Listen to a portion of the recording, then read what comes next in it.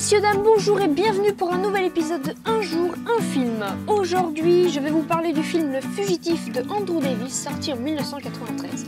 Pour faire court, le chirurgien Richard Kimball mène une vie paisible jusqu'au jour où il retrouve sa femme avec le crâne fracassé et est accusé du meurtre. Suite à une évasion, il reprend l'enquête de zéro avec la police à ses trousses.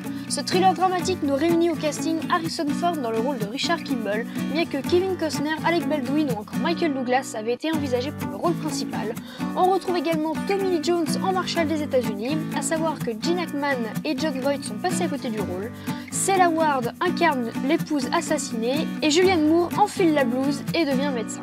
Ce long métrage est inspiré d'une série télévisée du même nom datant de 1967, à savoir qu'une autre série du même nom verra le jour en 2000, tandis qu'une parodie et un spin-off ont été développés par la suite. En effet, le film Le Détonateur n'est autre qu'une parodie du long métrage d'Andrew Davis. Quant au spin-off, Tommy Lee Jones et son équipe reprennent leur rôle de Marshal des États-Unis pour une nouvelle chasse à l'homme, faisant face cette fois-ci à Wesley Snipes.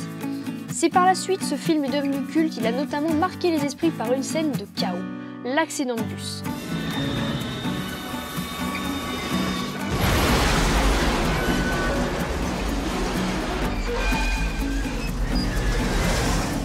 À croire que la violence du choc était telle que des traces sont encore visibles sur les lieux de tournage aujourd'hui.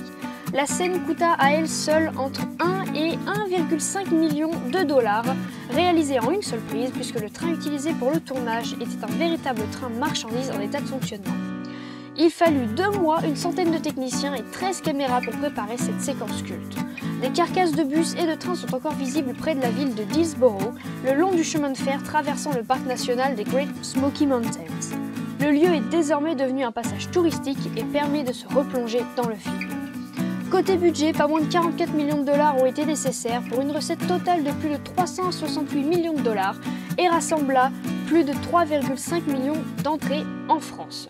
Au total, le thriller recevra 11 nominations, dont 6 aux Oscars, 2 aux Golden Globe et 3 aux BAFTA Awards et sera récompensé de 3 prix avec un Oscar et un Golden Globe du meilleur acteur dans un second rôle pour Tommy Lee Jones ainsi qu'un BAFTA Awards du meilleur son.